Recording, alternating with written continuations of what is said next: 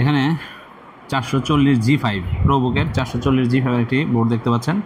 তো বোর্ডটিতে প্রবলেম হচ্ছে যে এটার এই ব্যাটারিটা ডাউন হয়ে গেছে। দেখেন এই ব্যাটারিটা ফুলে গেছে, এই যে ব্যাটারিটা ফুলে গেছে, এই যে দেখতে পাচ্ছেন ব্যাটারিটা ফুলে গেছে। দেন আমরা এই ব্যাটারিটা চেঞ্জ করছি।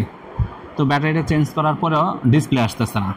তো ডিসপ্লে না আসার কারণ হিসেবে আমরা যেটা আইডেন্টিফাই করলাম সেটা হচ্ছে যে দেখেন এখানে যে বায়োস ব্যাটারিটা আছে, এই বায়োস ব্যাটারিটা কিন্তু ডাউন হয়ে গেছে, একেবারেই ডাউন হয়ে গেছে।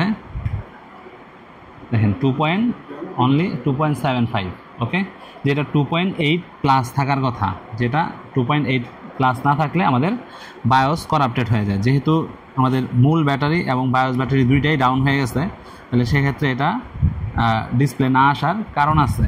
তো সেক্ষেত্রে আমরা এখন কি করব, জাস্ট এই যে এই ব্যাটারিটা আমরা এখান থেকে খুলে নিব।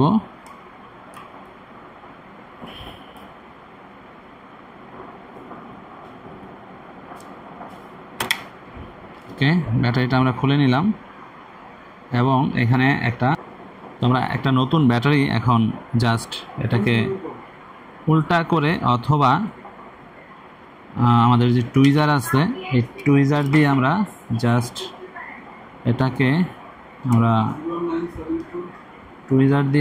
জাস্ট শর্ট করাই দিব এবং ব্যাটারিটাকে উল্টা করে ধরলেও হবে। তো আমরা টুইজার দিয়ে এটাকে শর্ট করাই দিছি, ওকে, শর্ট করাই দিয়ে দেন এখন আমরা এই ব্যাটারিটাকে ঠিকমতো ইনস্টল করে নিব এবং এখানে আমরা জাস্ট পাওয়ারটা দিই। ওকে, পাওয়ারটা দিলাম। দেখে আমাদের অটোমেটিকলি পাওয়ার আসার কথা এবং ডিসপ্লে আসার কথা। ফ্যানের দিকে লক্ষ্য রাখি।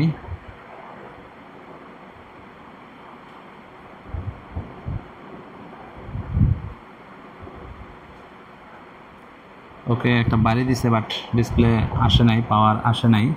একটা রিস্টার্ট দিয়ে পাওয়ারটা কিন্তু চলে আসার কথা। ও পাওয়ার চলে আসছে, দেখেন ফ্যান ঘুরতেছে, তাহলে ডিসপ্লেও আসবে আশা করি। এই যে ডিসপ্লে চলে আসছে। ওকে, তো এরকম ক্ষেত্রে আপনার যখন এই ব্যাটারিও ডাউন হয়ে যাবে, এই বায়োস ব্যাটারি ডাউন হলে কিছুদিনের মধ্যেই এই ব্যাটারি এটা যেহেতু সম্পূর্ণ সাপোর্ট দেয়, সেক্ষেত্রে এটাও ডাউন হয়ে যাওয়ার সম্ভাবনা আছে। সেক্ষেত্রে এই ধরনের প্রবলেমটা হতে পারে।